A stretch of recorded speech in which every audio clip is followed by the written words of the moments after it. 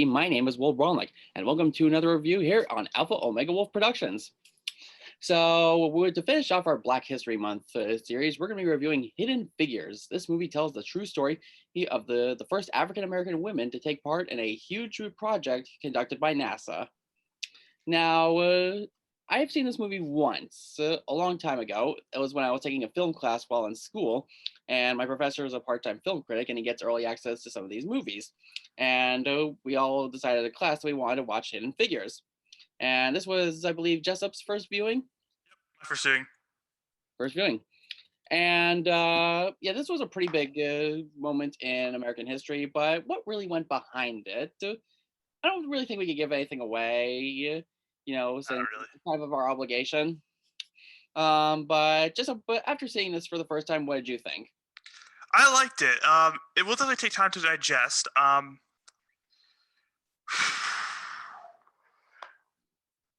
It like Ruby Bridges, it was hard to come up with jokes for, but it wasn't as hard since this does have this wasn't as serious. Yeah, I mean, both movies I believe have a PG rating. Yeah, and they get away with a lot, both of them. Oh yeah, but let's talk. All right, sorry. And also, you want to share the story about how this connects to Home Alone 3, or do you want me to? Okay, so there was this one guy, I forgot his name. I am terribly sorry. But we recognized the actor from somewhere, and then when we IMDb'd the cast list, it turns out he was actually one of the villains in Home Alone 3. Yeah, we just rocked our heads so hard trying to figure out who he was. No, it drove us crazy. That was the biggest question throughout the whole movie. Like, where does this guy come from? Yeah. He was the lead bad guy too, wasn't he? The one who gets his Yeah, he was the lead bad guy. The one who gets the spray paint on his face. Yeah. That one. But let's talk about Hidden Figures. I thought the three leads were fantastic. The ones who played Catherine, Dorothy, and Mary, they were all great. I loved them all. Octavia Spencer usually kills it. No, every single time Octavia Spencer's in a movie, I would always try to go see it because she's one of my favorite actors working today. You said the same thing about Mahershala Ali as well. Mahershala Ali, he was in this as well. He's in this movie too, and he was fantastic. Mm-hmm. And Kevin Costner is in this. He plays the boss. Surprisingly, was actually good at acting this time.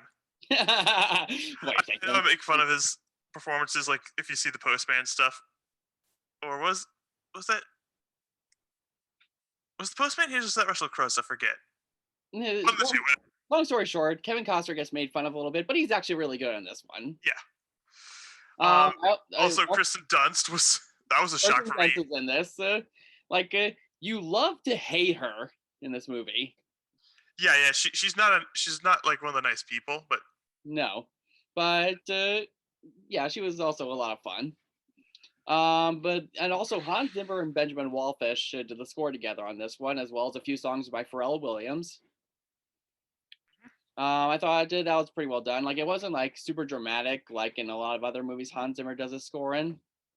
Yeah, this is I wouldn't even recognize it as Hans Zimmer if I didn't know. No, I probably wouldn't either unless you did some research on it. Yeah. I thought the overall story presentation was great. Presentation was great. I will admit it can drag out a little bit. Yeah, like I got a little tired halfway through. Yeah, when we got close, when we thought we got close to the end, there's still a little bit left. But the stuff with the rocket itself was intense. Oh, definitely. Yeah, that woke me up from whatever tiredness I had. No, but this was nominated for 3 Oscars, including Best Picture. Didn't win any of them, and for Best Picture, it lost out to Moonlight, which I also thought was a really good movie. And I haven't seen. We'll get to that at some point, I'm sure. Yeah. But yeah, despite it dragging out a little bit, well, I guess you couldn't really do like any sort of violence or anything with a movie that tells a story about stuff going on with NASA. I mean, like you said, the rockets. Unless you throw out aliens and make it complete sci-fi.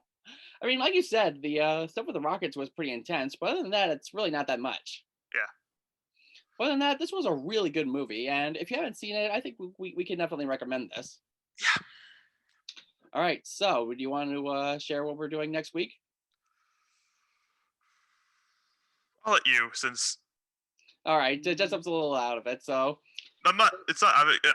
For this, I know it is. I know a lot of people are going to really get pissed off about what I have to say about this movie. all right. We're going to be reviewing the live action Mulan. And yeah, just wait and see until you watch our review, because we'll have some interesting viewpoints that I think might interest you guys. Just to give you guys an idea, I agree it's not a good movie. I just don't see it as bad as everyone else did. No, I don't either. Yeah. All right, so that just about does it for this review. If you did enjoy this video, then be sure to give it a big thumbs up. If you're new to the channel, subscribe for more content.